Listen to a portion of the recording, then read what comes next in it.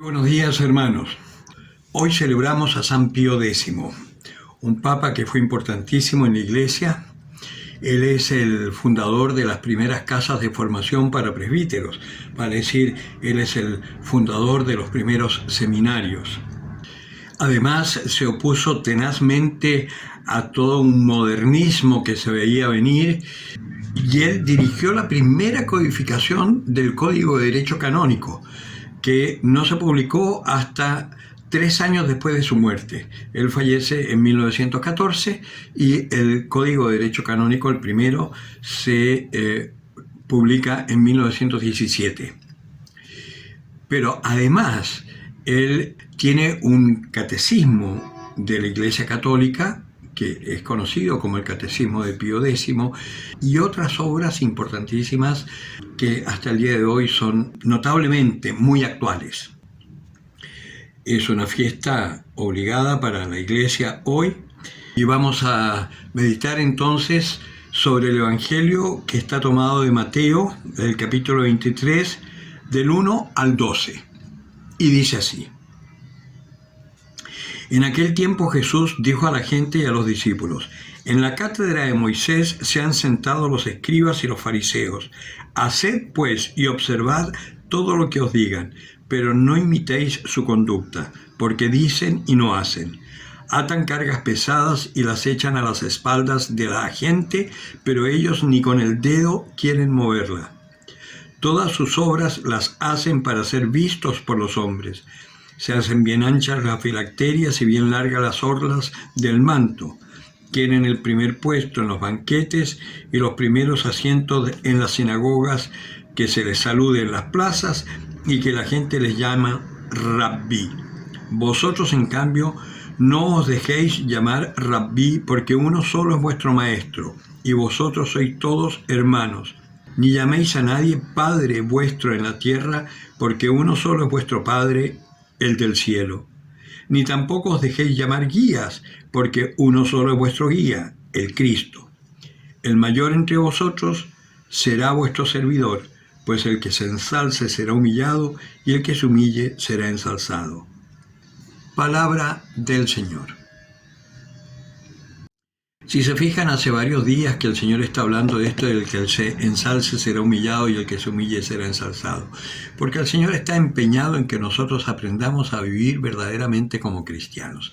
Y en ese sentido, esto de que a nadie llamáis padres, ni guías, ni maestros, es algo muy claro, porque en la Iglesia tenemos la costumbre de llamar a los sacerdotes padre. Es verdad que algunos son padres en la fe, pero en general nosotros somos solo hermanos que estamos haciendo el mismo camino.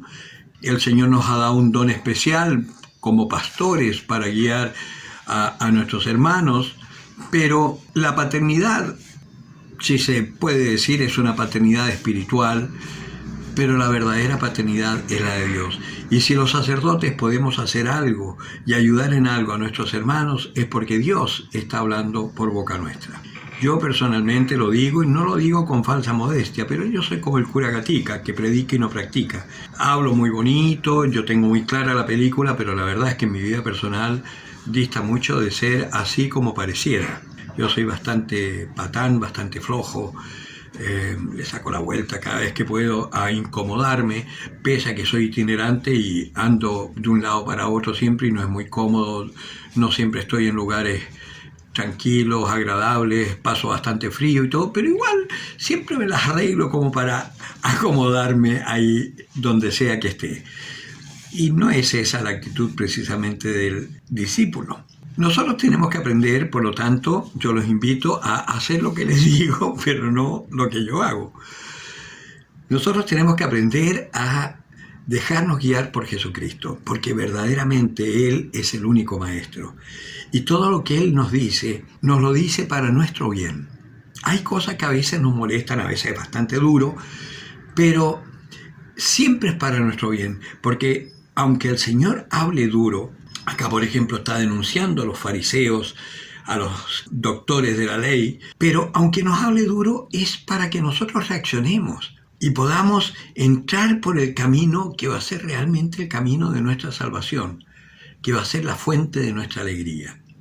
Y por eso es que también no tenemos que estar criticando constantemente ni a las autoridades. Hoy que en la iglesia vemos que hay pastores, hay obispos que no hablan, que les cuesta, que tienen miedo, no tenemos por qué estarlos criticando, porque no sabemos qué es lo que pasa dentro del corazón de ellos. Pero sí podemos orar por ellos. Si oramos por nuestros enemigos, con cuánta mayor razón no vamos a orar por nuestros hermanos y no vamos a orar por aquellos que tienen una labor mucho más pesada que la nuestra, que son los obispos, que son los cardenales, que es el Santo Padre. Tenemos que aprender a vivir conforme al Espíritu de Jesucristo. Y el Espíritu de Jesucristo es misericordia, amor. Amor incluso para aquel que es su enemigo. Perdónales, Señor, decía en la cruz, porque no saben lo que hacen. Hoy que estamos rodeados de tantos políticos, sobre todo acá en Chile, de tanto político joven que no tienen idea ni de historia de Chile ni de nada, y están como, yo digo, están como hipnotizados, están como subyugados por un espíritu del mal que los hace decir estupideces. Tenemos que orar por ellos. Tenemos que orar por nuestros gobernantes, porque si miramos en todas partes, en Bolivia, en Perú, en Colombia, en Ecuador, bueno, en Ecuador el presidente está dando una pelea bastante buena, pero en general estamos entrando como en una escalada de violencia que ya sea de un lado o de otro, porque en Cuba está lo mismo, es la misma violencia, provocan los mismos desmanes. La diferencia es que ellos atacan el régimen comunista y a nosotros nos atacan el régimen neoliberal, pero es lo mismo, o sea, es una violencia desatada que lleva solamente al odio y a la división. Eso, hablando claro y pronto, es demoníaco. El demonio es el que divide, es un espíritu del mal que está penetrando en el corazón de la sociedad. Y ahí es donde nosotros como cristianos tenemos que mantenernos firmes y fuertes. Pío X fue un gran batallador precisamente para tratar de mantener la verdadera doctrina. Por eso es que también creó los seminarios, para que los presbíteros tuviesen una orientación profunda, porque ya se veía venir la decadencia de la fe en la familia, en la tradición de la iglesia, y él fue un gran luchador. Nosotros tenemos que mantenernos en eso, porque San Juan Pablo II hizo exactamente lo mismo. Continuó con esa inquietud de Juan XXIII, que llamó a esta reforma para volver a las bases, que cuesta tanto, lo entienden tan poco los presbíteros y los obispos actualmente y no se dan cuenta que el Espíritu Santo fue el que sopló el cambio para que volviéramos a las fuentes. Por consiguiente, nosotros oremos para que se dé ese cambio de mentalidad dentro de la iglesia y que así vuelva a ser esta luz para las naciones que siempre debió ser. El que tenga oídos para oír, que oiga.